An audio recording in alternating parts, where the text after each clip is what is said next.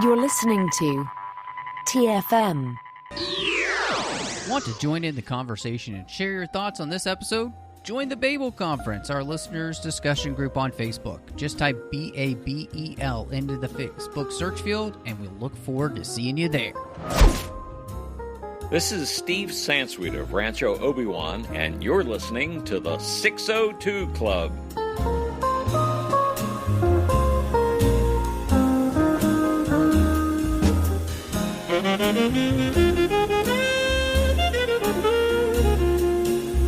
Hello and welcome to TFM's local watering hole, coming at you from an undisclosed location there in the galaxy far, far away because, well, we're on the run. And I'm excited to have this motley crew of Bad Batch boys with me.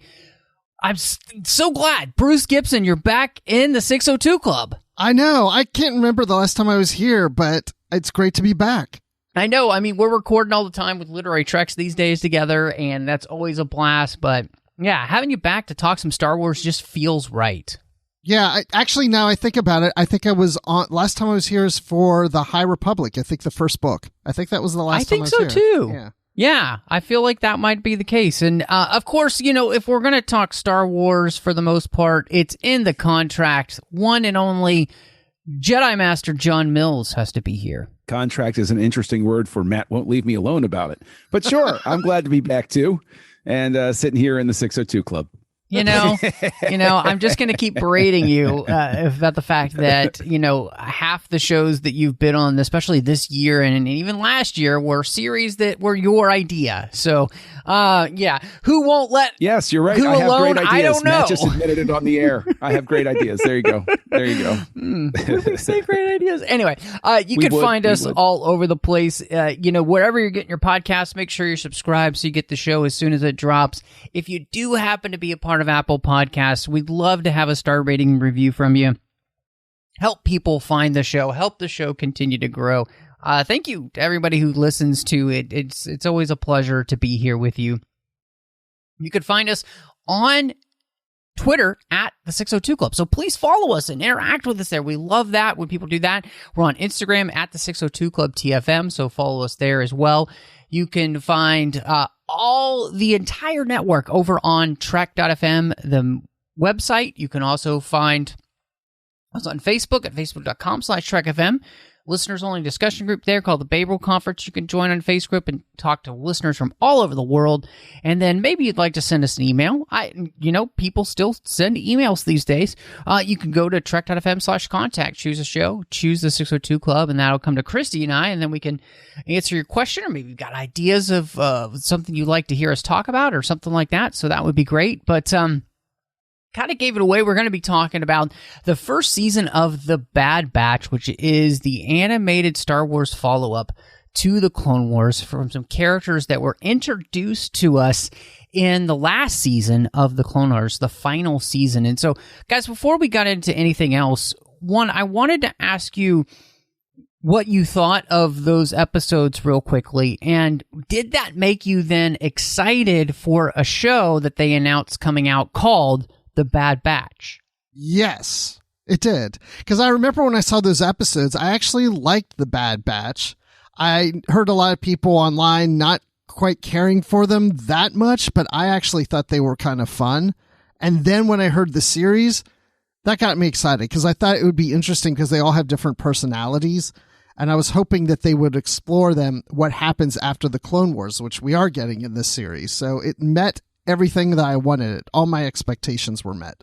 I was excited for them. It became pretty obvious early on that it was going to be a backdoor pilot for something, right? Why are you going to bring in these 4 characters in the last season of a show just to have them as a one-off arc? It definitely made sense for them to go on. And I will flat out say I fell in love with the characters right away. And in particular, and this will be a theme through the night, Wrecker. I fell in love with Wrecker immediately. And because that's just the type of fun, silly, zany character. And zany is an overstatement, but that's just the fun different, silly character that I like. Yeah, you did. Yeah. And then when Anakin gave him the controller and he's like, here you go, Wrecker, he's like, oh yeah. And he like blows it up. I was like, it felt like, just watching those old action shows as a kid, and down to the fact that you had somebody that was like, looked like Rambo and all of these other things. Like, I was like, wow, I really dug the vibe they were going for. So yeah, worked for me from the get-go.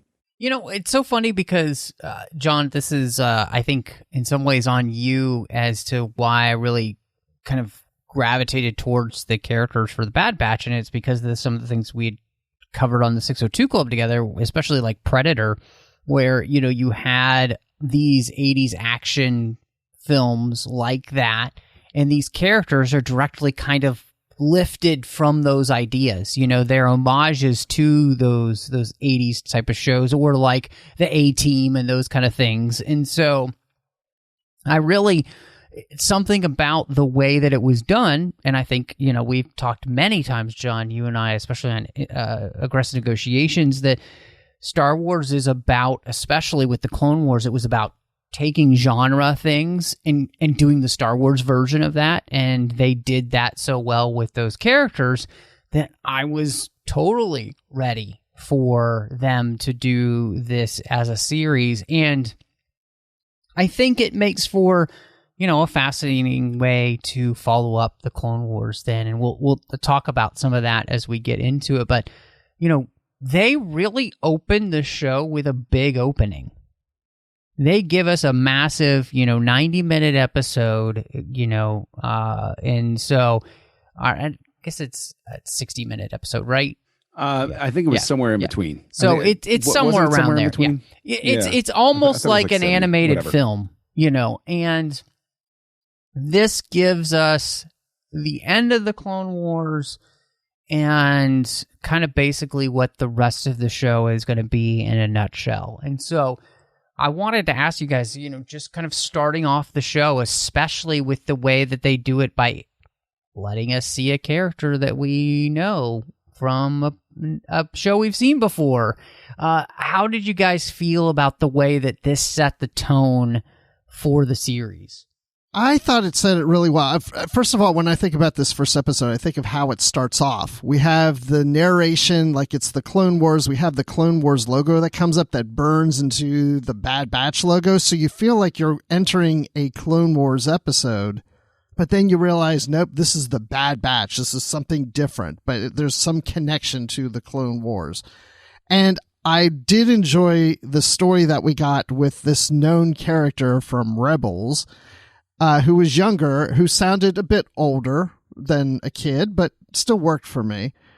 That doesn't fit with the Kanan comic exactly, but that doesn't bother me either. So I thought it was a great way to connect the tissue between this group of characters and what we're seeing in the Fall of the Jedi, because we know what Kanan had experienced, or Caleb experienced at this time with his master. Yeah, I thought it was a great way to start it off. I think that the fact that it continued that trope from the Clone Wars, like you said, Bruce, with the voiceover, that was, it's good because so much has happened, in addition to the Clone Wars having, come to pass and all of those sorts of things, that I think that it helps to immediately root you back to that time frame. You immediately reset, and it's not Rebels anymore. It doesn't tie to anything else. You're right back in that time frame. And I know that you said, Bruce, it doesn't bother you, and I know that's true, but like, I know there were people that it did bother that they sort of recast Caleb's backstory a little bit so that he could work into the narrative. And something like that actually made me happier from the get-go, specifically because it showed me that they weren't going to feel bound by material that only hardcore fans were going to be along with, that they were going to make this effort to have story decisions that worked best for the characters and the situations, as opposed to feeling beholden to previous material. And by previous material, I mean previous non-on-screen material, because that's always been the rule. Lucas threw out pieces of the EU left and right with the prequels and stuff like that. And people didn't really complain about that. It was just an accepted state of being. And so I like the fact that it makes this open declaration, from the get-go. But really what I think was the best part of the opening, the thing that made me most excited, was the fact that they immediately went into the fact that Crosshair wasn't going to be down with the good guy vibe that we want for these characters. It was immediately visible that Crosshair's allegiance to the team would be in conflict with his allegiance to his mission or his perception of his mission. And so they didn't, when Crosshair betrays them later, it's not a surprise per se. It's been dutifully set up in that opening. And I think that, you pair that with some just stunning visuals that happened in that first episode, it just worked really well. And not only is it not a surprise, but to me it was a relief, because at the same time I thought, I just don't want to hear Crosshair always arguing everything that they do. Like everything they decide to do, we shouldn't do that. So it was great that they could separate the two and set up the situation they did, instead of him always being there complaining. Because I was like, this might get a little old. I hadn't even considered that. That's a great point. That is a great point. Well, and I also think that one of the things that it does is that it immediately gives us this opportunity to explore the fact that you would have people make different choices. You would be able to see a character who chooses the Empire. And it's something we kind of talk at the very end about, because that's really where the series ends, is the choice that Crosshair is going to make. And, but this sets that up. Part of that is that, here too, Tarkin specifically calls out that Crosshair's an inhibitor chip. He wants it enhanced. He wants the feelings that this clone has to be enhanced. And if they can do that with Crosshair, then they could do it with all the rest of the clones and make them even more compliant than they already are. And so it really kind of sets up this whole thing that's going to be playing throughout the entire series in this first season, which is what happens to the clones. We know they get phased out for recruits, but how does that happen? How quickly does that happen? And this kind of sets that up with Crosshair being the person to which the Empire is going to be looking to see, is it worth continuing with clones? Or do we go to, recruits? Is that easier? And so I think that's fascinating to me. And I mean, you guys called it out, but I mean, having Caleb Dune, I mean, it was just heartbreaking watching that whole scene where he watches his master die. He's being chased by the clones. John, you called out the visuals of this series continually just get better and better with every episode. They're so great. But that scene, at the waterfall, when they're both looking back at each other on either side, and there's this great chasm that's, just visually, it's so beautiful. The idea of there's a chasm now between the clones and the Jedi. And it's such a beautiful visual representation of what's happened. And yet, then the Bad Batch are going to be these characters, except for Crosshair, who are the exception to the rule, just as they have been the whole time, which is that they are not going to be susceptible to this. Well, we'll talk about Wrecker later, but they're not going to be as susceptible to this, the others. And that leads to where this show is going to go, which is they're going to be on the run. And part of that is because of the mission in the episode where they're sent to Onderon to try and take out Saw Gerrera, which, again, is another incredible callback to the moment the Empire is instituted. Saw Gerrera is the character who's like, screw that. That is not happening on my watch, and I will die before I see that, continue. So, which, of course, sets up all that we know from Rebels, all that we know from Rogue One. I mean, it's a wonderful, and that's, I think, the thing that I got from this opening was that the Bad Batch was here, which is continue to glue Star Wars together. we're going to try and bring things together in a really interesting and fun way. We've all wanted to see the dark times. Now we're going to get to see it, but we're going to do it not just to say, hey, fans, here's the dark times. We're going to use this as an opportunity to continue to glue every part of Star Wars together and make it much as cohesive as possible. And that I really love. Just in those terms, I really think that in terms of those callbacks, in terms of what you're saying, stitching everything together, I think what's really important is that they stitch those things together and they bring everything together without it being, I'm looking for the right word. Bruce, maybe you can help me out, but basically you don't need to know who Caleb Doom is going to be. You don't need to know that Tarkin is going to command the Death Star. You don't need to know that Saw Gerrera is going to be the guy that shows up in a later movie. If you've seen those things, then you get that little, yeah, all right, there they are. But they work for the story. They're not shoehorned in. It's not this decision to suddenly make it where they, like that the character doesn't make sense that they're there. Everything works. Everything in terms of those tie-ins is a sensible story decision. Yeah, because all these characters are ingredients to the story of Star Wars in the galaxy. And that's the one thing I've really started thinking about earlier today is the Bad Batch isn't a story about these clone troopers that are on their adventures. We are seeing the story of what happens at this point in time in the Star Wars galaxy, and it's all the threads that connect to all the different stories we've had throughout Star Wars. So we're just on this journey with them to learn what happens during this period of time that links the Old Republic to the Empire and so on and so forth. So seeing these characters from other shows and other movies makes sense because that's the thread that connects everything together. And to your point, John, you don't need to know who they are. You just need to know what their purpose is to the story. Yeah, that's a really good point. One of the questions I wanted to ask you, because obviously this big opening gives us the reveal of a character to which we're going to be following their story, which is Omega. And I was fascinated to obviously get a clone who, not male, but is female, and we learn later on is actually older than all of them. And so I just kind of wanted to ask you, we'll talk about her character in full, but how did you feel when we basically have a new Ahsoka dropped in her lap? I love how you said that.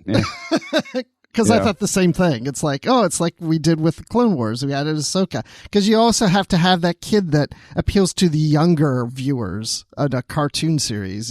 And you always have to have something cute in there with robots or creatures and such. But I thought it was very clever because Boba Fett at this time is about the same age.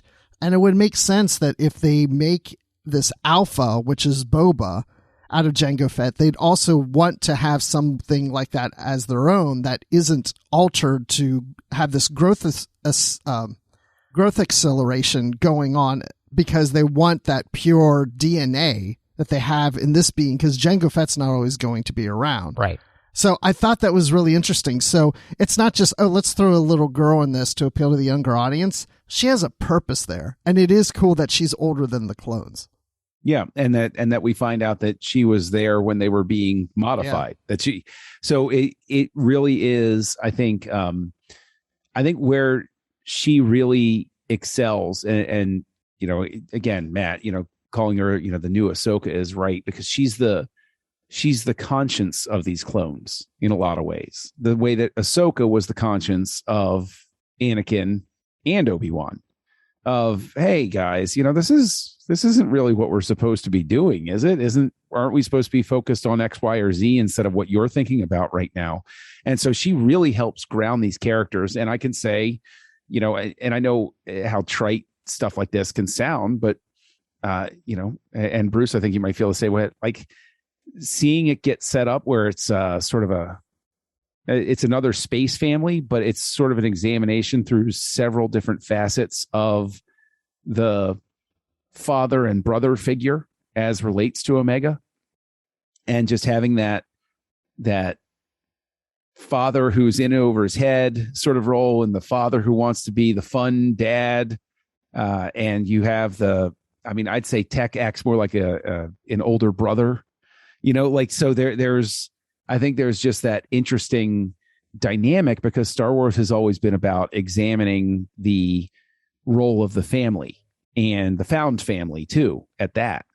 And so I think that Omega basically unlocked all of the potential of this, because without Omega, this show just becomes, okay, the clones are going on missions every week and the Empire is rising, et cetera, et cetera, et cetera. But Omega gives them a reason, and the audience a reason to care and to feel out of sorts. Omega is the constant presence of danger, not danger that she presents, but she needs to be protected from. And we know that they're after her. We know that they want her for some reason. And we also know that there are machinations from the Kaminoans to get her out of there so that the Empire can't have her.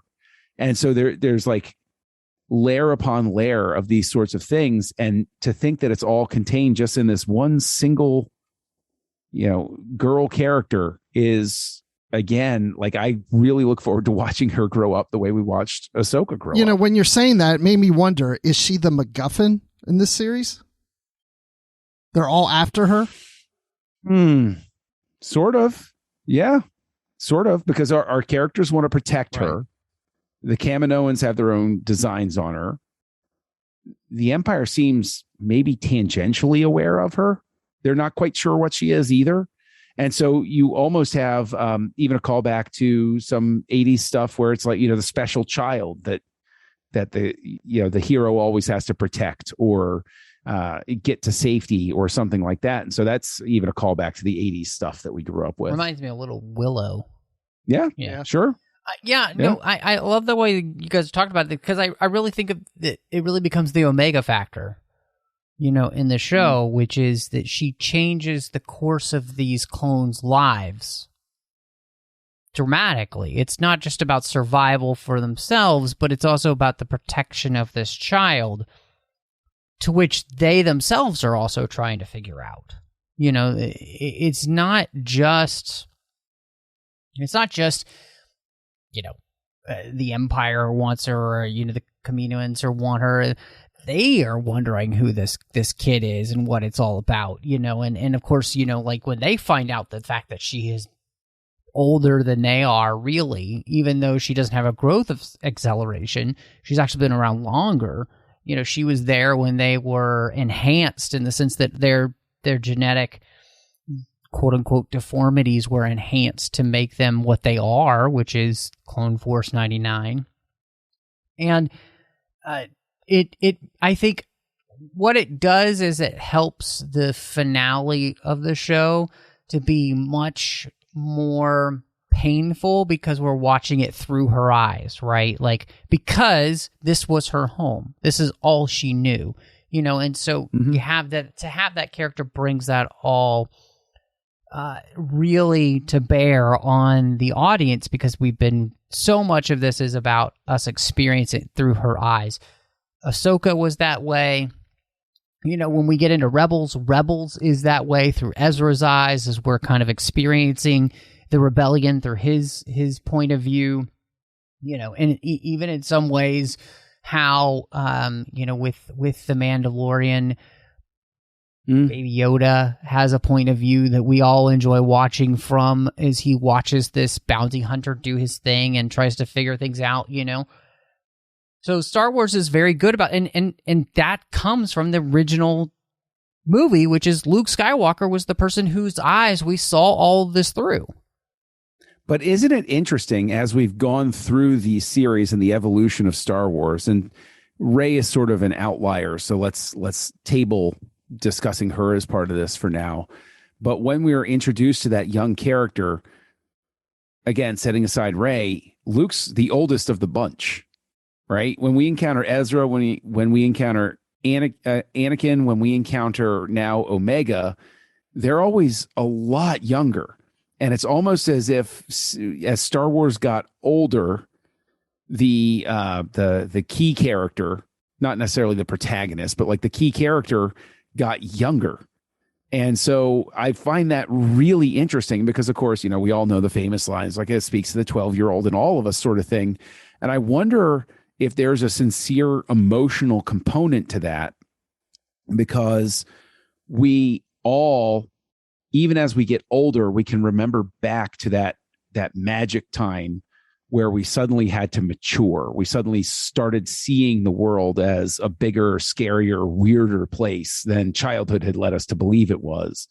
And so I think that's interesting. Just while we're sitting here talking about Omega, it hadn't really occurred to me before, but she is the latest in a line of characters where it's, right in that sort of like a tween sort of area where it's like, wow, okay, the world is just starting to get bigger for these people. And so it's a really interesting character to throw into that mix. Well, it's like Matt said, we're seeing these characters through Omega's eyes. And so as we get older, it's almost like Lucasfilm is saying, remember when you watched Star Wars as a young kid? Like, look through the young child's eyes at what's going on, because if you're looking as an adult, you may not see the magic as much as you did when you were a kid.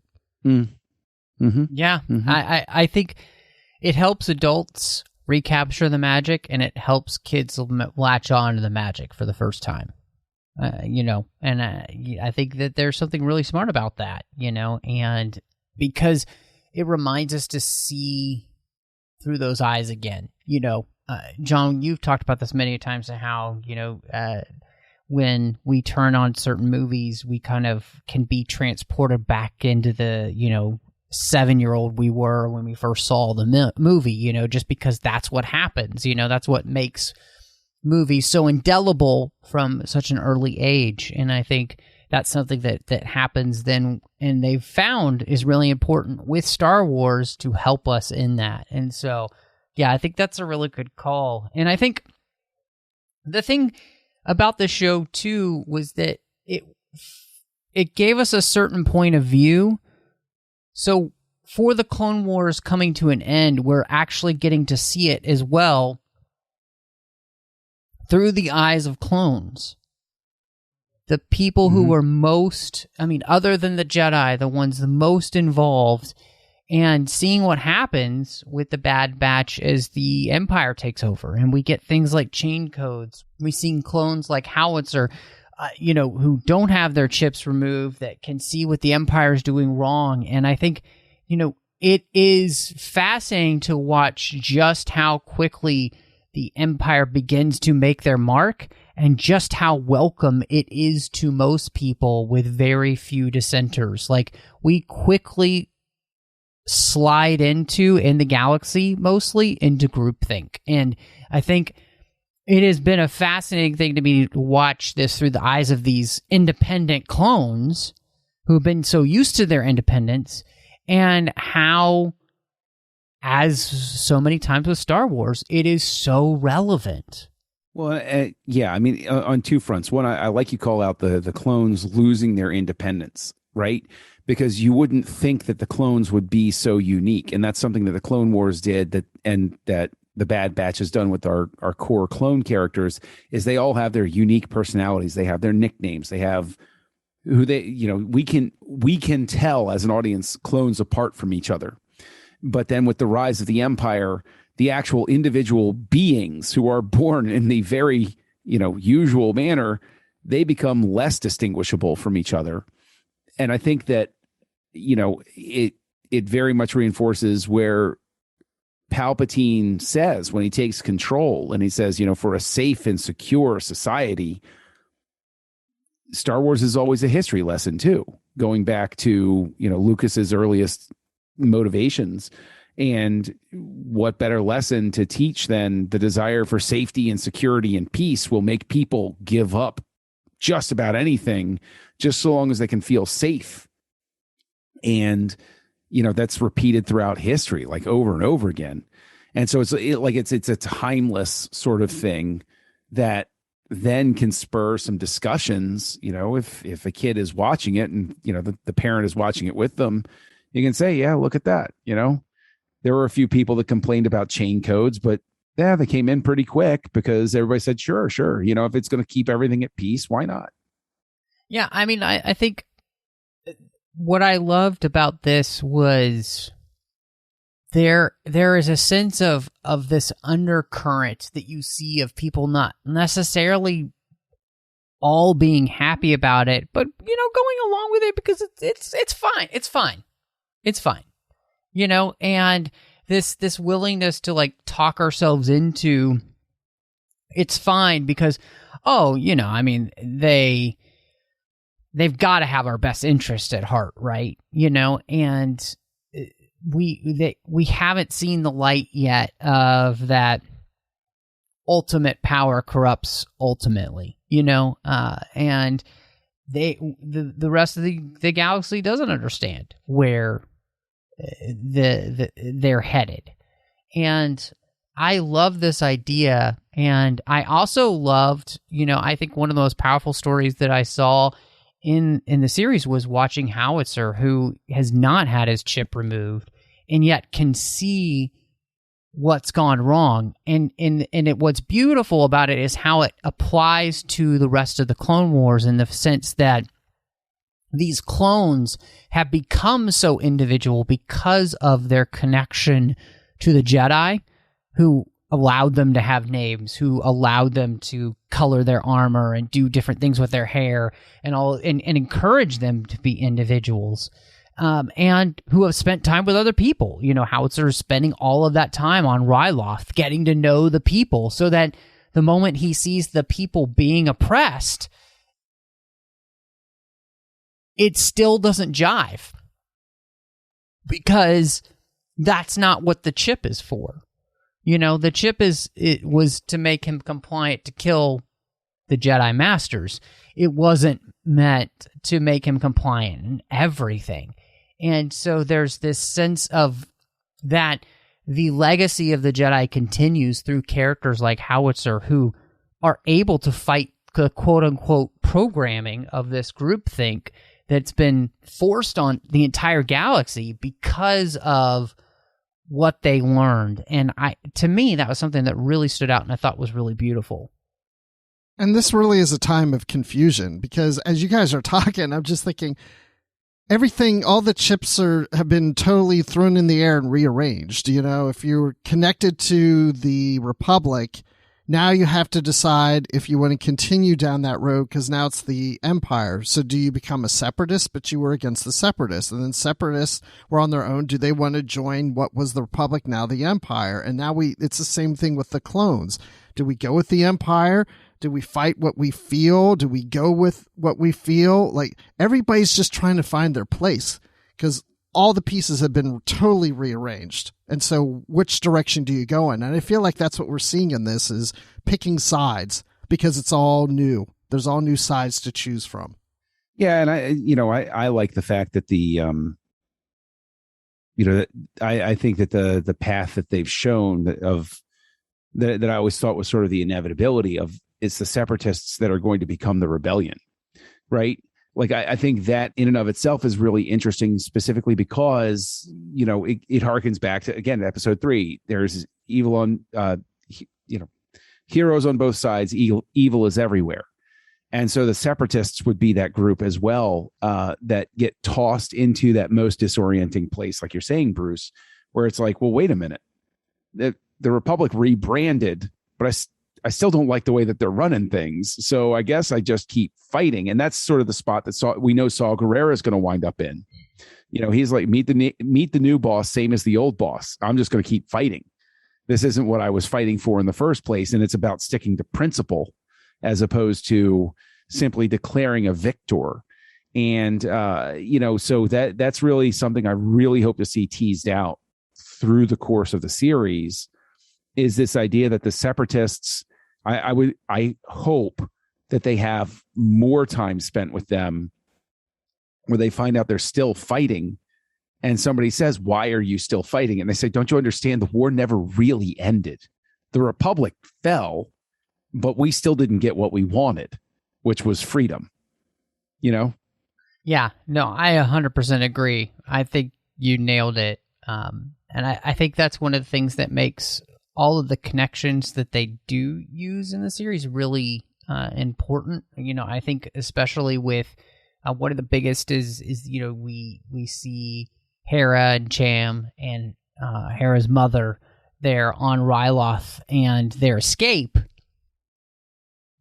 with the help of the Bad Batch in the end. And it's because we have followed Ryloth, from the first season of the Clone Wars. Ryloth was one of the big planets that was rescued from the Separatists, and then we watched them all the way through the Clone Wars, and we've seen what happened in Rebels with them, and we know, how important Hera is going to be.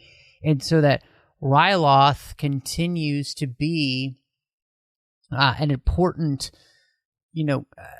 place in the Star Wars galaxy in the sense of when it comes to rebellion, the spirit of rebellion. And I really love that we touched on this, not just because it's Hera, but because of how much it connects with what we saw throughout the entire run of the Clone Wars with this planet and how important it was. And it worked really, really well. That was the episode that when I was watching it, I felt like it was regressing back to the Clone Wars and also to Rebels. Like, it actually felt like a Clone Wars episode / kind of Rebels episode, because that first one on Ryloth, we briefly got the Bad Batch in it. We didn't really see much of them. We see more of them later. But as I was watching, I was like, why are they focusing so much on this? And I thought, well, yeah, it's that world building. It's this galaxy building of telling those stories and really setting up the pieces for this to play out. And all of us who have invested our time into all these different episodes and these different series, this is the payback for that. And it's the thread that connects. I keep talking about threads. I must be sewing today, but it's the thread that connects the Clone Wars to Rebels. Well, and I mean, I think, like you said, those threads are getting woven, and one of the things that we see as well, and I was so glad, I thought it was really cool that we brought it Fennec Shand and Cad Bane, one, because Cad Bane's the best bounty hunter on the planet, yes, and the galaxy, and Fennec Shand too. Fantastic to see one, not only her in animation, but to see her early years as a bounty hunter here, going up against one of the premier bounty hunters and them being on different sides of this issue. And I loved that whole thing. And those were the type of connections where I'm like, I'm glad we're making this, because it connects with where we've been. It connects with where we're going. But at the same time, they make great characters in and of themselves just to put in these episodes, because they're iconic looking and they work for the story that we're telling here with the Bad Batch and these characters. Well, there's also, I think, just one of the most interesting layers of that Fennec Shand versus Cad Bane is even tabling the whole idea that Fennec Shand is working to try to protect what essentially is Boba Fett's sister. Mm-hmm. So you have to wonder, okay, who knows what, when, there, and how is that going to tie into the book of Boba Fett? But on top of that, you have basically Boba Fett's mentors fighting each other. And it's like, it's really kind of wild when you think about it, because Cad Bane has a hand in Boba Fett's development. We know that Fennec Shand has something to do with Boba Fett later in his life. And obviously, if she's active at this time, she's older than Boba Fett. And so, like, it's kind of crazy to see that sort of happening. And then, let's even set aside the whole idea she's older than Boba Fett, but she seems younger than Boba Fett in The Mandalorian. And it's like, I don't know if it's just because she aged very well, but she doesn't seem, as battle hardened, I guess. Yeah, she's aged much better than Boba Fett. That's for sure. I guess not spending time in the Sarlacc probably helps you recuperate. Yeah. Or, digestive figure a little bit juices, more. John, are murder on your skin. I imagine so. I also think that Boba Fett in his later years had a lot of wings eating a lot of wings and drinking beer, so I don't think that helped either. Well, I just as long as we're not entering into judgmental territory. He's at Moochie's Wild Wings. Is that what you're saying? Yes, that's it. I'm down with that. All right, that works. That works. Oh my gosh! See, and come on, that was something where you made Return of the Jedi so much sadder at the beginning when I realized that Luke kills Moochie in the end. Yes. So we're sure that Moochie was the Rancor that they rescued? That was definitely... I don't know. I'm glad you guys have brought this up because I was thinking of bringing that up. I did go to Wikipedia and it does not connect Moochie as being the Rancor we see in Return of the Jedi. Not that that's the authentic place to go get that information. Is it possible? I wonder. Is it possible Moochie is the parent of the Rancor? I mean, it could be. The Jedi? I mean, it could be. But then you have a whole host of questions about like rank. Let's not. That's a whole. I don't want to talk about Rancor love. No, we don't need to talk about Rancor love. Not not hot Rancor love. No, but like in terms of. Was there like a herd of Rancors that Jabba was keeping, and maybe we could have another spin-off show where it's like the Rancors get out and wreak havoc in Mos Espa? Are you saying that Jabba was breeding Rancors? Is that was the business he was in? Maybe is there money in it? If there's money in it, why wouldn't he? Wow, fighting Rancors? What? Oh my gosh! What if that's like cockfighting in the underworld circles? Is everybody has their like pet Rancors and they like seriously, we never really pondered. And I know I'm going down a total rabbit hole. I'm sorry. No. But like, I'm just thinking like, did Jabba travel with the Rancor and then they would like throw them in the pits and they'd all have like fights and stuff possibly like that, just to see which Rancor. Again, we have another cartoon show possibility. I think we have an episode of the Bad Batch where they have to break up a Rancor fighting ring. Yeah. Can you imagine how much fun that would be for Wrecker? Yeah, Wrecker would be definitely one. Yeah, that's Wrecker's joy right there. You know, I kind of took it as that it was, they were implying that Moochie was the one in, Return of the Jedi, which made that sadder. But, I also thought it was interesting. I mean, we bring back in more characters from the last season of the Clone Wars, Trace and Rafa, who, I know a lot of people didn't love their characters, but we get the distinct impression that these characters are working for Ahsoka. And using their connections in connection with her, which I was really fascinated with, because they're characters then that I would like to see more of, and because of that, I would love to see, Ahsoka show up. Well, even if Ahsoka doesn't show up, I think that they're just good characters. Again, they're used the proper way. If I've never seen that last season of the Clone Wars, the characters still just work. They just make sense for the story. But then if I have seen them and I have that relationship with them, then it ties in.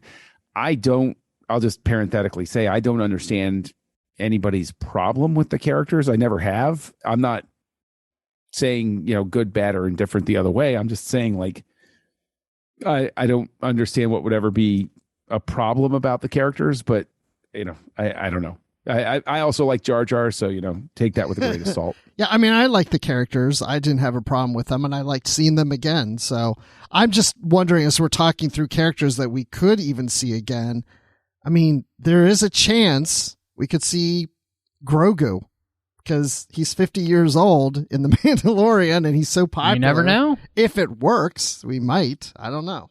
I think we could see an allusion at the very least to Grogu, like something that drops a hint that something's happening with him, because at the end of the series, somebody goes someplace very special, it seems, and it would be completely believable that Grogu got out from there or was spirited out from there. So, we'll see, because that ending, we know that there's a lot of interesting stuff that could spin out of there. Well, and I think, one of the things that's really interesting about this too is obviously we've already connected the Bad Batch to Captain Rex and the fact that of what he's doing in all of this. And I think it'll be really interesting, with him and Gregor and how they're going to connect all that together, where these, they answer the question about how they end up on that planet that we see them later on. and Rebels and how they're all connected together with that. So, I think the beauty of this is there are so many different places to play. And the other beauty is that the Clone Wars gave us so many characters to care about, to want to see what happens to them, especially in this time period. I think that's what makes this such genius, to be playing in this time period where you can answer all of those questions. Because, again, you made us care about all these characters, and now we all want to know what happened to them. And so, with the Bad Batch trying to figure out what their life is going to look like here, but especially by the end of the season, what do they want to be about? What's going to be their new purpose other than just keeping Omega alive? I think it really does. They have so much to play with. They do, and I think that it also opens the door, because this is going to sound, it's an overstatement, and it's hyperbole or whatever, but in a sense, the Bad Batch fulfills the original promise of the Clone Wars series, because the original mission statement of that series, if I recall correctly, was we weren't going to worry about these main characters. We were going to look at the lives of the clones, and we were going to be embedded with the clones. And then, of course, it changes a little bit. Instead, we get the Anakin, Ahsoka, and Obi-Wan show, which is fine. Not knocking that at all. Clone Wars is fantastic exactly as it is. But this seems to pick up that thread and say, okay, now that we're past this, we can focus on the clones. We can focus on the non-Force users. We'll never get away from them. Force users are a thing in the Star Wars galaxy. Therefore, they will always be there. But this is the focus on the clones, on the Empire, on the average person that so many people have been clamoring for the longest time. Sort of the same way Solo was, or even Rogue One, where it's like it wasn't about the Force users for a change. And so I would expect this show to have been embraced from the get-go and continue to be embraced specifically because of that, because we're catching up with characters that we cared about that weren't center stage before. And we're also refocusing everything on non-Force using characters who are the core of our show. They are the glue that moves, that brings everything together, that the engine that moves everything forward. And so I think that's a really interesting and important place for the show to be. And it makes me wonder that when they were working on the Clone Wars, if the intent was to focus on the clones, that were they thinking, well, the clones are too similar. They talk alike. They kind of look alike. I mean, some of them have unique, personalities, but not that different from one another. That now, fast forward to now, when they're going back to that same idea of let's focus on the clones, it's like, well, let's create this Bad Batch. So the characters are very unique from one another. They have their own very unique personalities and styles, and they stand out from the rest. So we can tell that story of the clones while having these very unique character types in it that seem very individual. Yeah, excellent. Yeah. Yeah. I mean, that's a really good point, Bruce. And I think both of you have really solidified in many ways why I think that this was a worthy successor to the Clone Wars in the first place. Like, this is a great place to go. And it's a great way to dive into the dark times through the eyes of these clones, and to be able to make then all of these connections as well. And so, I thought that was really interesting too, how the series, we end with Kamino's end. And we do answer a major question for Star Wars fans as to what happened to Kamino, what happened to the clones, how did they get replaced with the TKs, and why we never hear from Kamino again. And the Empire makes sure that we don't, because it's gone. Yeah, I mean, I did not expect Kamino to come to such a dramatic end so quickly. I thought we would get a little more Kaminoan intrigue. Not a complaint, though, because what I did was I actually didn't watch for a couple of weeks, and then I watched that final arc together, and I can tell you that the destruction of Kamino is such a beautiful end of the second act, right? Like everything is in the worst possible place, that finale works so well, but the actual destruction of Kamino, and the thing is, I'm going to sound like, that pejorative term fanboy, but I could watch that sequence of the Venator class Star Destroyers bombarding Tipica City every day for a week and never get sick of it, maybe even longer, because the lighting, the clouds, the rain, the way the city burned and fell apart. I wish that I could sit down with somebody who this theoretical straw man that hasn't given the show a chance or thought the show was just okay, and just sort of sit them next to me and be like, watch this sequence. This is better animated than a lot of CG stuff you see in, live action movies right now, because it is art what happens to Kamino. And it's horrifying art, and it's terrible art, and it's painful to watch. But I actually felt gutted, because Kamino, I remember the first time I saw it in Attack of the Clones and just being wowed by it. I was like, that is so cool looking. That's so different. That's so, look at the way that their society, like what cues are they giving me? It's so bright inside. It's so sterile. It's they're cloners. They're all of this stuff. And then we spend all of this time on the Clone Wars, learning more about how the clones come into being and how they're treated in the caste system and all of those sorts of things. And then to see actual Kamino's end it feels like this incredible emotional coda to Revenge of the Sith that was inevitable, but I didn't think I was ever going to see. And just, again, when those Venators open up on the city and just start raining destruction on it, it's such an incredible feat of animation. Like, it's award worthy, just that sequence alone. No, I agree. I mean, I rewatched them just this morning for that reason, and to prepare for this podcast. I mean, visually, it's just stunning. And of course, the score throughout this whole series is just wonderful too, with, its callbacks to even John Williams scores. But the thing that really stood out to me that was disturbing about the scenes of them destroying Kamino is that Kamino is the thing that helped create the Empire. It was one of the seeds that led to the creation of the Empire, and how evil it is that the Empire then turns its back on the thing that helped create it, and destroy it. Not just turns back, but destroy it, and it's like the clones and Kamino, they're the things that eventually led to the Empire. All these things were there because of the Emperor, because of Palpatine. And yet we're just going to throw it away. Not just, we're just going to destroy it. We're just end it.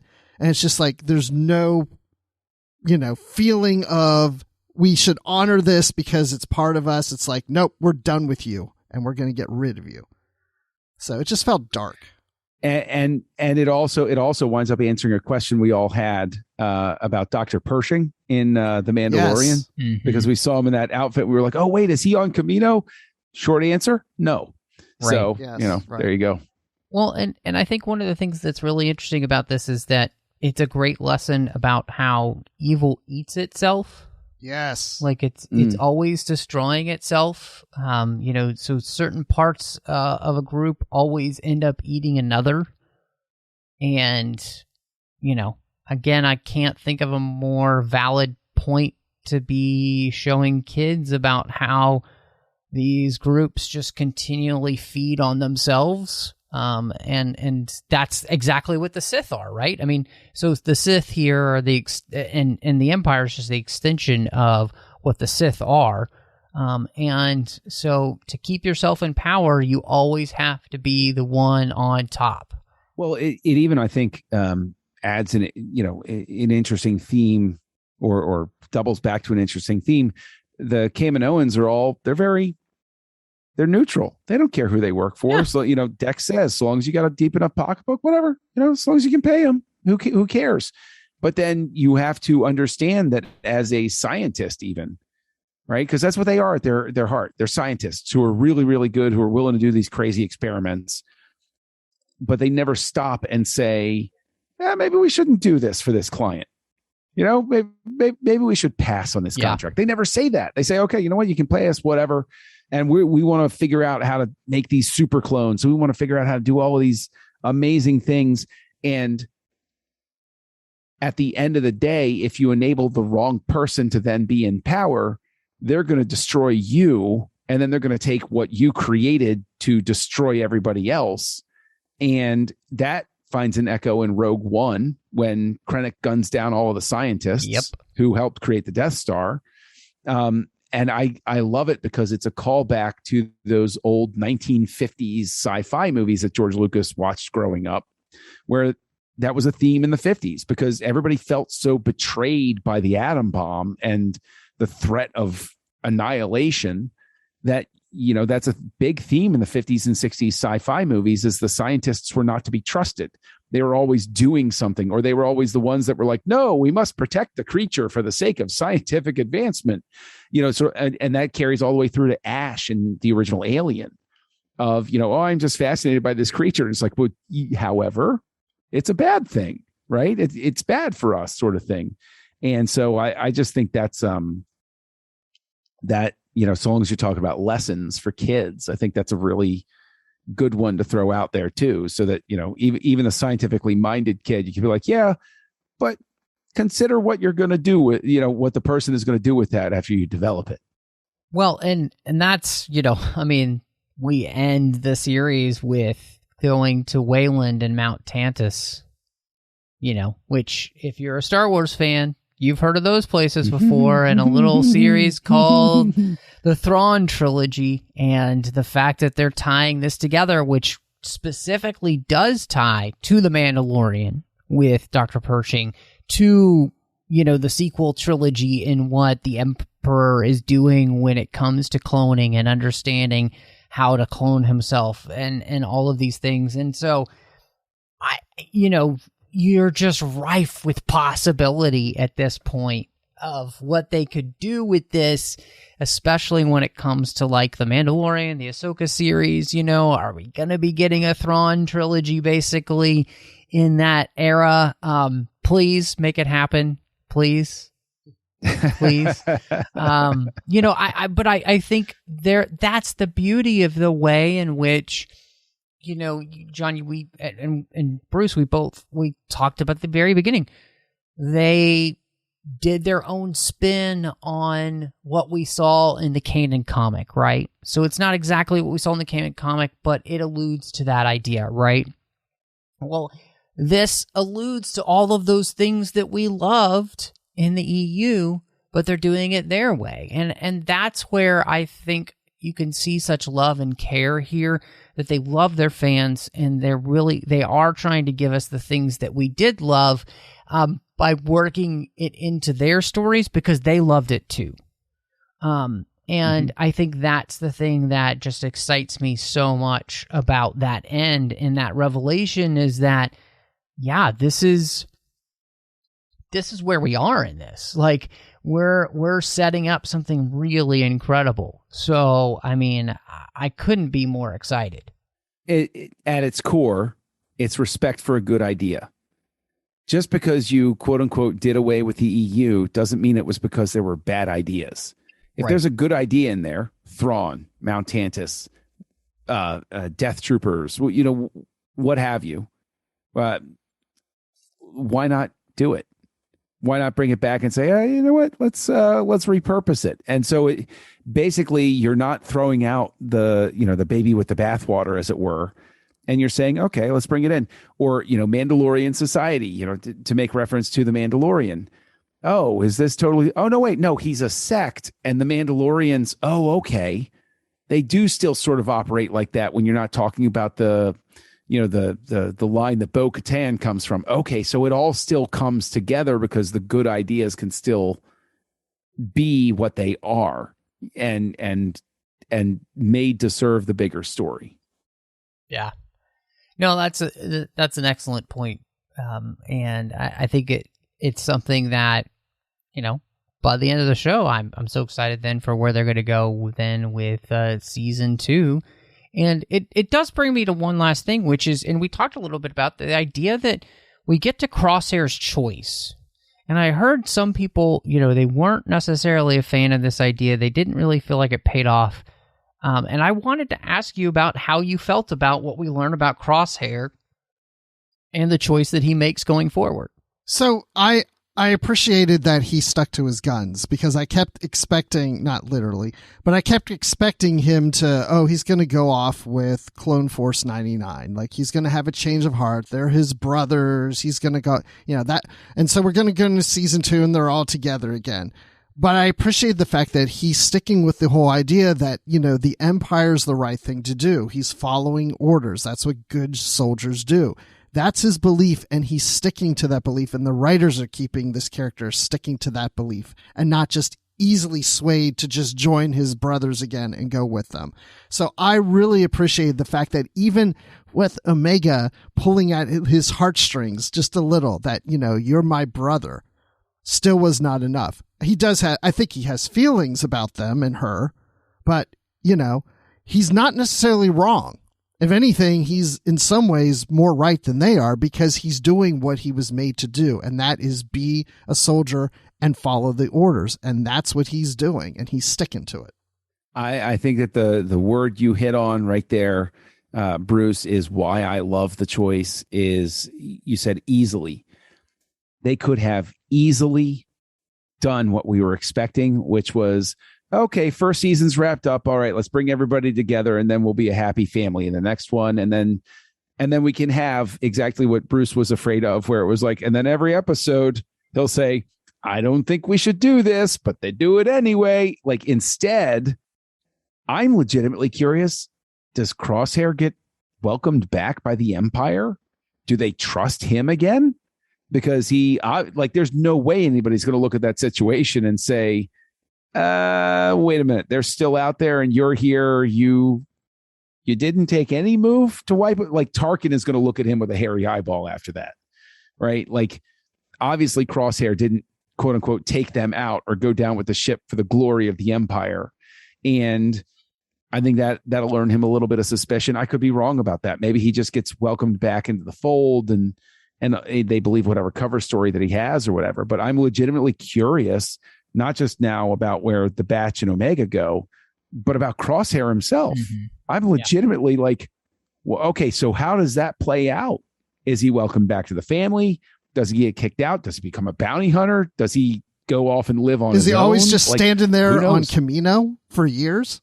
Right. Does he ever get rescued? He becomes a fisherman. Yeah. Does he turn into fish food? Right. Yeah, something like that. I think the question that is really interesting to me is the one that you were presenting, John, is he welcome back? And the problem is that is he ideologically pure enough for the Empire at this point? Or is he compromised?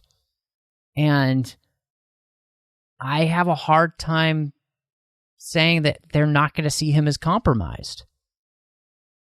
And I think that also jives with the thematic elements that we've seen this season and playing off with what we're trying to teach people, which is this whole idea of that if you make somebody in the higher echelons uncomfortable enough, then you're not pure enough to be a part of the tribe anymore.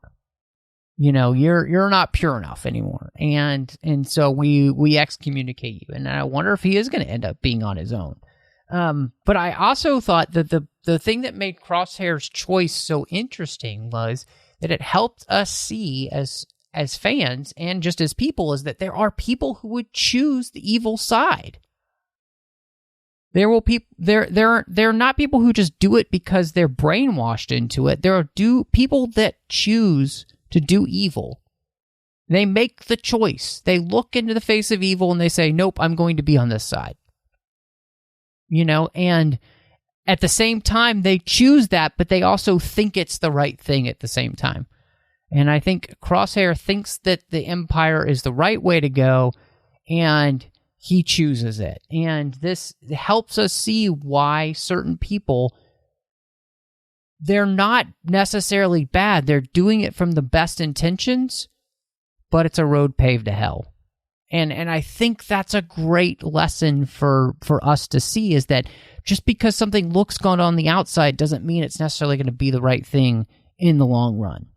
And to really then question, what groups are we choosing to be with and why, and what are their core beliefs mean, and what would be the logical extension, and where do those beliefs go, and, all of that kind of stuff, and I think Crosshair's choices is one that's going to come back to bite him in the butt in the end, but it's an important journey for us to go on, because even if it's a tragedy of never seeing him make the turn, it's still instructive. And Star Wars, like you said, John and Bruce, we were touching on this at the beginning with Omega. Omega is the character who which we see the world of Star Wars, and we learn all the lessons through. And we know from George, it's for 12-year-olds. And the reason Star Wars exists is to teach us moral lessons that we need to learn at the age of 12 and for the rest of our lives. And so the fact that they're kind of continuing that through the character of Crosshair here, I think is really fascinating. And so, I don't think this would be a hard question for any of us to answer, but maybe if you had to give a rating out of 5 of the season of the Bad Batch, where do you think you guys are? I defer to you, Mr. Gibson, I know, I'm just to trying go first. Think. Yeah. Okay, so that's what? it. What were you gonna say? Oh no, I'm sort of at the same point, because the thing is, I know that as a fan, I have one reaction. As a critic, I might have another reaction, and sort of like getting those two halves to blend with each other is a tough one. As a fan, this is a 5-star. Like I was tuning in every week. I was excited. This was everything I was looking for. It was enough like Clone Wars that I was happy. It was enough different from Clone Wars that I was happy. It advanced all of these story and world building things. But if I'm going to stay consistent, like, is this my core question before the rating? And this is where I'll kick it over to you, Bruce, because maybe you can help me noodle this through. Is this the show I would use to try to break down, like bring somebody further into the Star Wars fold? They've just become a Star Wars fan. They're warming up to it. They're enjoying it. They're going along with it. Is this the one I would roll out for them and say, I got the show for you to watch? I think it could be that show, but I think that right now it's still the momentum from the Clone Wars. Right. I would still say to that person, watch the Clone Wars, because that's going to tie into what you see on screen. I would say that this falls into that Rebels category of, once I know the person has the taste for it, I'm going to bring them. So then I parse it down further. Would I recommend this over Rebels, first season versus first season? And so I will dodge the, what star rating I have sort of thing, and say, if I've gotten somebody to a certain point where they feel like they're becoming a Star Wars fan, they've watched maybe a little bit of Clone Wars, they're ready to try something new, I would actually point them to Bad Batch before I would point them to Rebels, and possibly even before I would point them to Mandalorian. Not because this is, quote unquote, better than Mandalorian, but because I think that this is a good one for somebody who's seen at least those original 6 to get a sense of the world building that's happening right now. Like, and I know that that's a lot of words just to say I love it, but I don't know. I like putting it on a scale is a near impossibility for me right now, because I know I am so blinded by the fact that I love it that it's tough to make that call. Oh man, I got to follow that, because you really put out a good question about this. Like I will say this, I will answer your question about if bringing somebody who's just sort of new to Star Wars, would I bring them to this? It also depends what it is that they've seen in Star Wars and what they liked about it. Mm-hmm. I do agree that this should follow Clone Wars, but I also think that it doesn't have to. Because if somebody were watching the prequel trilogy and said, I really enjoyed that, and right now today, if they said, you know, what should I be watching now? Should I be watching this new show that just came out recently? I would say, yeah, you can do that. And maybe go back and watch the Clone Wars later after the first season. But I don't feel like it's required that you have to watch the Clone Wars. I think you can easily go from episodes 1, 2, and 3 into the Bad Batch and it still work. I think you're right. I think you're right, because Order 66 will be very fresh in your head. So in a sense, that is a brilliance of the show that I hadn't considered, is that you can, in fact, leapfrog the Clone Wars as something that we all consider so vital to Star Wars fandom. Yeah, actually, the show is even better now in my estimation, because of the fact that they start with that Order 66. That is the perfect pickup point for us to know what's going on. And Clone Wars is the long-term commitment, because you sort of have to go back to the beginning and build your way out. Whereas this, you're right, Bruce, you can come straight in from episode 3 and just come right into this. And you've spent time with the clones. You've gotten enough of the sense of the clones, and they explain enough about how the clones work in this. Yeah, you're right. Like, my estimation of this just actually went up even more, if that were possible, because of that. Good call. Because it shows that the greatness about this series and some of the others is that they can stand alone, that you don't have to have the others to watch them, you know? So that works really well. And if anything that's also come out of this, you know, we've been talking about, oh, now we know what happens to Kamino. Now we know what happens to the clones. But then new questions come up, because I'm wondering what's going to happen to Clone Force 99. What's going to happen to Omega? We never see them in future things. So now I'm curious to know how this series is going to end, because are these characters going to live past this series? What happens to them? And that was the beauty of what the Clone Wars did too. And I think, you know, when it comes to, you know, kind of like ratings or anything, one of the things that I've been thinking about with this show is how, you know, I was kind of thinking, how do I rate it like with first seasons of Star Wars shows? And I think that this series might have had the strongest first season next to The Mandalorian.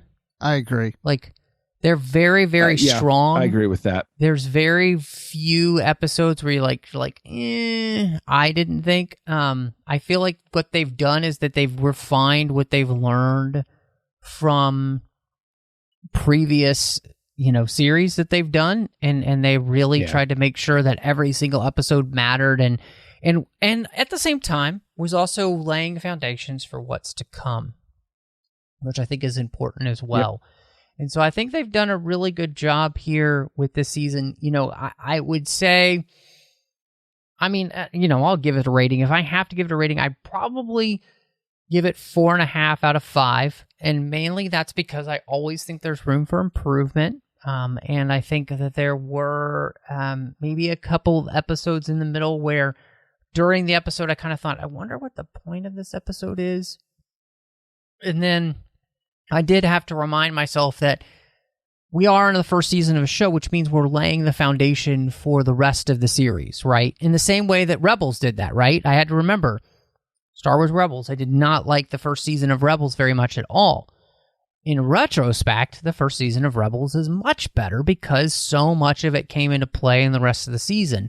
There wasn't half as much of that in this season, But there were still a couple times where I just thought, okay, I see what they're doing. They're building towards the future, and I was okay with that. So, I love this show, and you know what? I love the fact that we're still using the same animation from the Clone Wars. I think it's gorgeous. It's gotten even better from the last season. So, all in all, it's a fantastic show, and I can't wait, for them to get to season 2 and see how they just continue to blow the doors off. So, but guys, love that we got a chance to sit around and talk Star Wars again. It's always nice to have this group back to do that. It just reminds me of the good old days.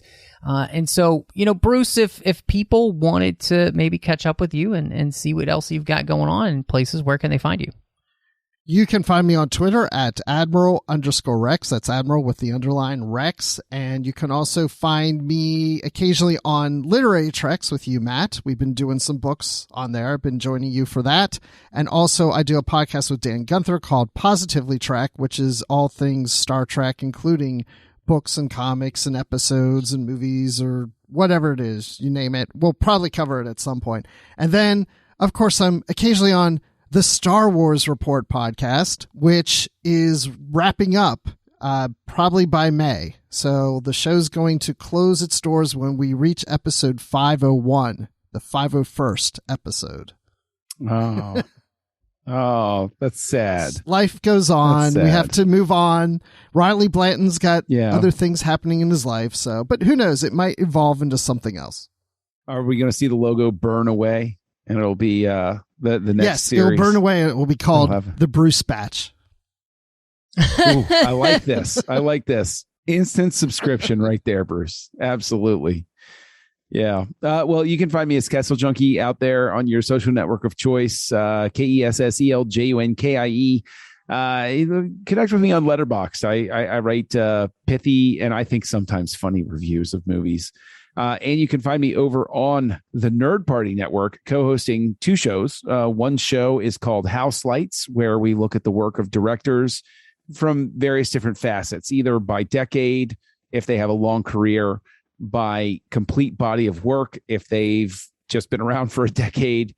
And then, sometimes, like what we're doing with Spielberg, where we look at one movie from each decade that's a little bit off the beaten path that people wouldn't expect us to look at. So that's a fun show. That's House Lights over on the Nerd Party. And of course, speaking of the Nerd Party, the show that probably I'm known for best, which is Aggressive Negotiations, a Star Wars podcast that I co-host with one Mr. Matthew Rushing over on the Nerd Party. You lucky son of a gun. Of course, you could find me over on all the social media platforms that I'm on. Pretty much most of them. I've got the name Matt Rushing02, so please find me there, follow me there, or interact with me. I'd love to talk to you. You can also find me here on the network doing Literary Treks with Bruce every once in a while, as well as Chris Jones, talk about the books and comics of Star Trek, The Orb, talk about Star Trek Deep Space Nine.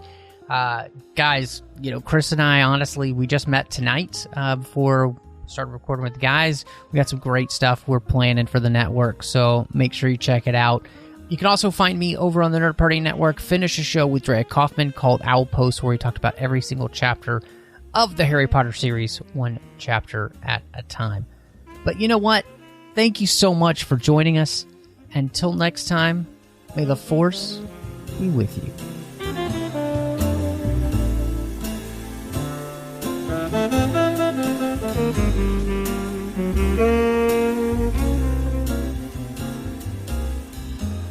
Thank you.